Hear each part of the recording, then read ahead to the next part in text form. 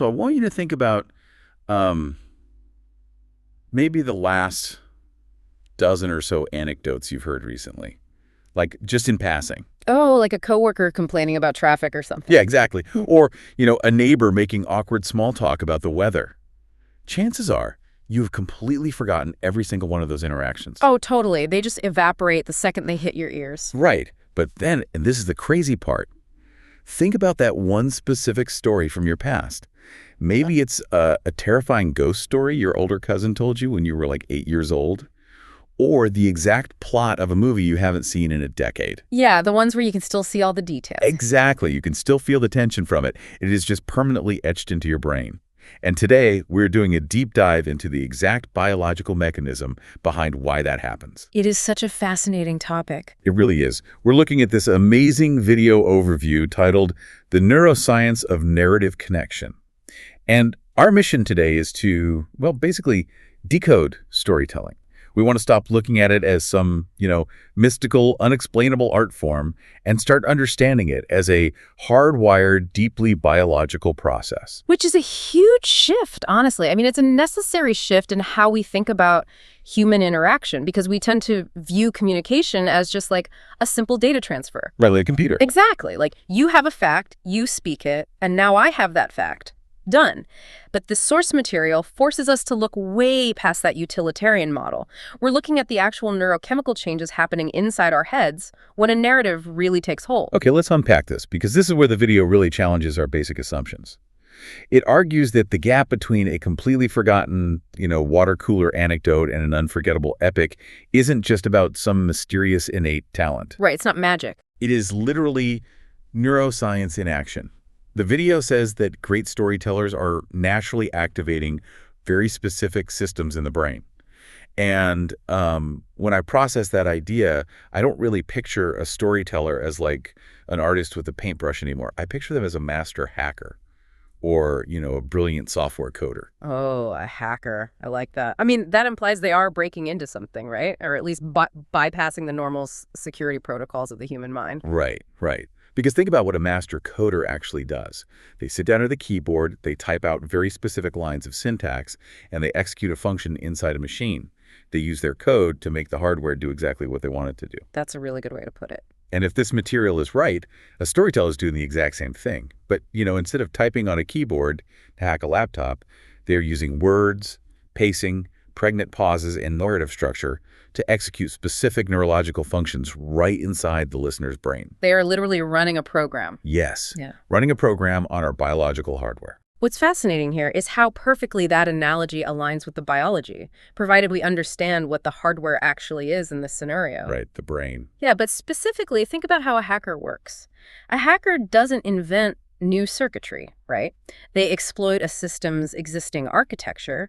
They find the pathways that are already built into the machine. Oh, wow. Okay, yeah. And the argument here is that the human brain evolved to process narrative as a literal survival mechanism. Like, we are biologically wired to simulate experiences through stories so we don't have to, make the same deadly mistakes our ancestors did. So the hardware is already there. Exactly. It's lying dormant. The storyteller is simply providing the precise input required to boot up those ancient systems. That is wild. So the storyteller isn't like creating the biological response out of thin air. They are just pressing the buttons that evolution already installed. Precisely. And viewing storytelling as this high-level neurological experience, it sort of strips away that intimidating veil of magic. It means the reason someone is a captivating speaker isn't necessarily because they were, touched by a muse. It's because they have an intuitive understanding of how to trigger those specific biological responses.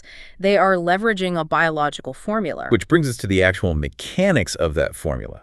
Because if the storyteller is the coder and the listener's brain is the hardware, what exactly are the programs being run? Right, what are the specific systems? The video explicitly highlights a triad of systems. It's attention, emotion, and memory. Those are the three pillars.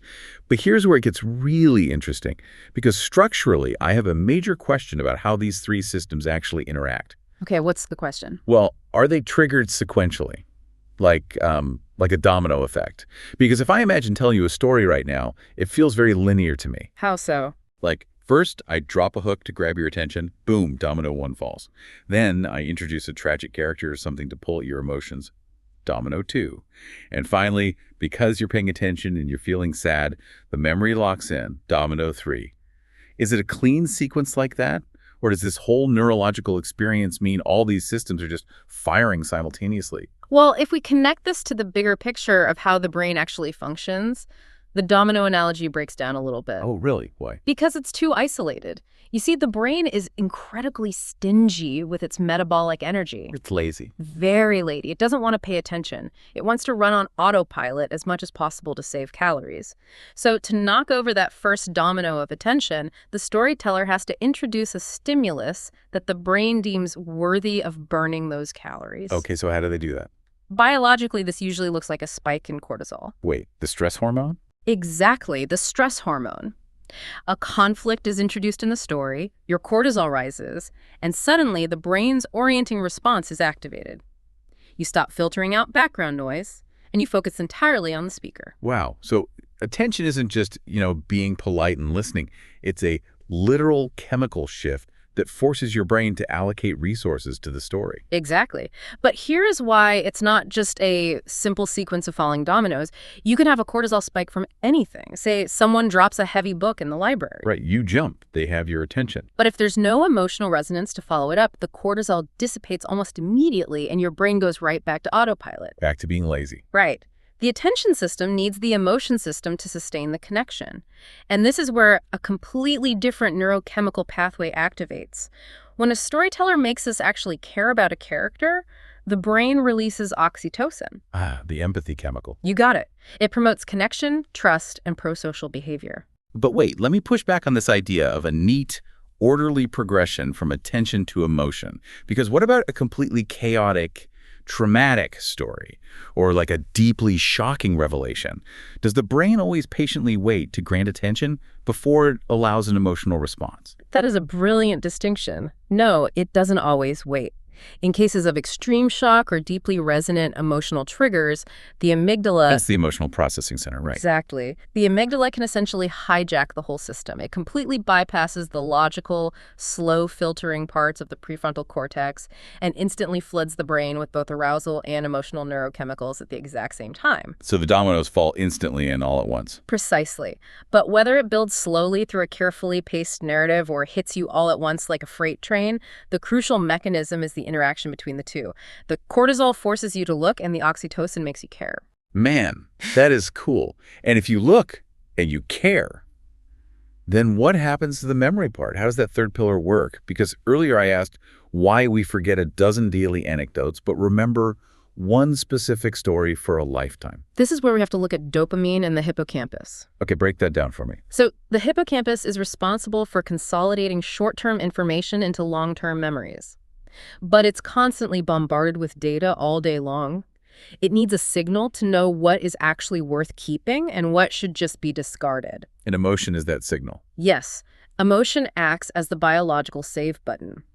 When you experience an emotional shift driven by that oxytocin or cortisol we talked about, it tells the hippocampus, hey, this information is highly relevant to our survival or our social standing. Do not delete this. Oh, that makes so much sense. Furthermore, when a story reaches a satisfying resolution, the brain often rewards us with a hit of dopamine. A literal chemical reward for surviving the narrative simulation. Exactly. And dopamine significantly enhances memory consolidation. So when the video talks about stories sticking with us for a lifetime, it's not a metaphor. It's physical. Yes, it's describing a literal physiological process where emotional neurochemicals physically alter the neural pathways in the brain, permanently tagging that narrative data as vital. A story that fades instantly. It just failed to trigger the oxytocin or the dopamine. It remained mere data. Right, and the brain just discarded it to save space. So the triad attention, emotion, and memory, it isn't a set of falling dominoes at all. It's much more like a synchronized neural network. The tension grabs the focus, the empathy sustains it, and the chemical combination of the two hits the save button. That is exactly how the biological hardware processes narrative. It is a highly integrated simultaneous event. So what does this all mean? We've looked really closely at the mechanisms, the cortisol, the oxytocin, the dopamine, the hippocampus. We can see the biological gears turning. But the video doesn't just end with a dry explanation of brain chemistry. Right, it goes much further. Yeah, it concludes with this massive foundational claim. It says, storytelling is more than just communication. It is a high-level neurological experience that transforms how we connect and remember. And I keep coming back to a specific analogy to sort of clarify the difference between just communication and this deeper experience. To me, just communication is like handing you a grocery list. A purely transactional exchange. Right. I have a piece of paper that says milk, eggs, bread, and I hand it to you. Pure data transfer. My brain holds information, and now your brain holds that exact same information. Mission accomplished. Simple and efficient. But this material is arguing that a true narrative is fundamentally different from the grocery list. It's not just a transfer of facts. This neurological experience fundamentally alters the listener's brain state. Like, I am actively changing the physical condition of your brain through the pacing, the conflict, and the resolution of the story. This raises an important question about the specific vocabulary we are examining here, because the word transforms is not used lightly in the text. No, it's a strong word. It states that storytelling transforms how we connect. It doesn't say it merely improves communication or, makes data easier to digest. It says it transforms the connection itself. Which implies a complete state change in the relationship between the speaker and the listener. It absolutely does. Let's look at the biology of that transformation. There is a well-documented phenomenon in neuroscience known as neural coupling. Neural coupling. Yeah. So when you hand someone a grocery list, the language processing centers of your brain are active, and the language comprehension centers of their brain are active. It's a localized, functional exchange. Okay, pretty standard. But when you tell a compelling story, when you successfully hack that triad of attention, emotion, and memory, something incredible happens.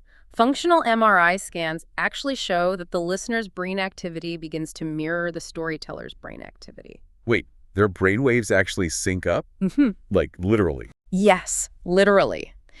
If the storyteller's brain lights up in areas associated with emotional processing or sensory experience, the listener's brain lights up in those exact same areas, often with only a fraction of a second's delay. That is unbelievable. They become highly synchronized. You aren't just sharing an idea anymore, you are sharing a biological state. You are experiencing the exact same neurochemical reality in that moment. So when the video says storytelling transforms how we connect, it means we are literally, temporarily, becoming a single biological unit.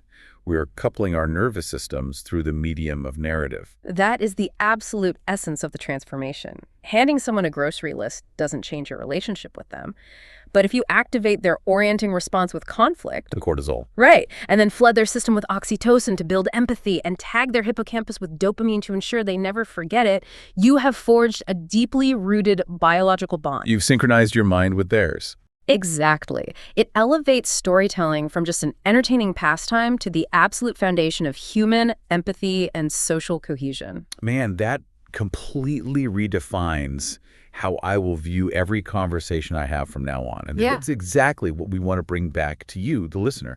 Because this isn't just abstract neuroscience happening in some laboratory. No, it's everywhere. This is the reality of your everyday life.